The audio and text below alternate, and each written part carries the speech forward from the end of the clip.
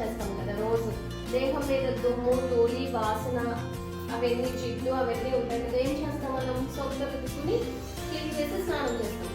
అదే మన లోపల అంతర్గతంగా దేహం శుభ్రంగా ఉండాలి అని అనుకుంటే భగవద్గీత అనేది చదవాలి.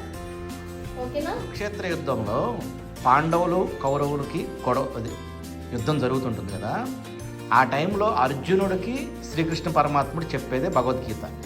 అర్జునుడు ఎవరిని చంపాల్సి వస్తుంది? కౌరవుల సైడ్ ఉన్న ఆయన గురువులు ద్రోణాచార్యుల్ని, ఆయన తాతలు ముత్తాతలు వీళ్ళందరూ ఉంటారు కదా, భీష్ముడు, వీళ్ళందరూ ఇటువంటి చుట్టాలని, అంటే సొంత తాతగారిని, సొంత బ్రదర్స్ని చంపుకోవాల్సి వచ్చిన పరిస్థితిలో ఇక నేను యుద్ధం చేయలేను అని అస్త్ర సన్యాసం చేసేస్తారు. అంటే ఆయనకున్న వెపన్స్ అన్ని పక్కన పెట్టేసి ఇక నేను యుద్ధం చేయలేను అన్న పరిస్థితిలో ఇక నేను చేయలేను అని ఆయనకు నీరసం వచ్చేస్తుంది. ఇక నేను చేయలేను ఆయనకు ఏడుపు వచ్చేస్తుంది అనమాట. చంపాలి కదా మరి. ఆ టైంలో కృష్ణుడు భగవద్గీత అర్జునుడికి ఉపదేశిస్తూ ఏం చెప్పారంటే, చంపడానికి నువ్వెవరు, చంపించుకోవటానికి వాళ్ళెవరు, ఇదంతా డిసైడెడ్ ఆల్రెడీ.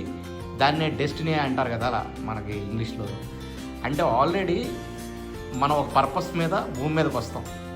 నువ్వు ఇప్పుడు యుద్ధం చేయటానికి వచ్చావు, నువ్వు ధర్మం సైడ్లో నిలబడ్డావు, అధర్మానికి ప్రతిరూపంగా అటుపక్క నిలబడినావు. ఎన్ని వేల మంది ఉన్నా కూడా నువ్వు చంపటంలో ఎటువంటి పాపము లేదు అని చెప్తూ అలా చెప్పిందే భగవద్గీత. ఆ పుస్తకము 5,000 సంవత్సరాల క్రితం పుట్టింది. అది గీత అనేది ఇప్పుడు గాంధీ తాత గారి చేతిలో కూడా భగవద్గీత బుక్ ఉంటుంది. మీకు ఐడియా ఉందా? ఎవరైనా చూసారా? ఉండదు. దేనికి? దాంట్లో ఉన్నది సారాంశం మనం అర్థం చేసుకుని దాన్ని నడవడం కోసం. అది ఏ పుస్తకానికి లేదు ఈ రోజు పుట్టినరోజు.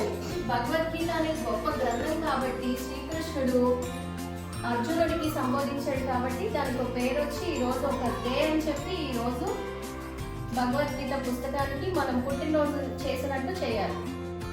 అదే గీతా జయంతి. అదే గీతా జయంతి.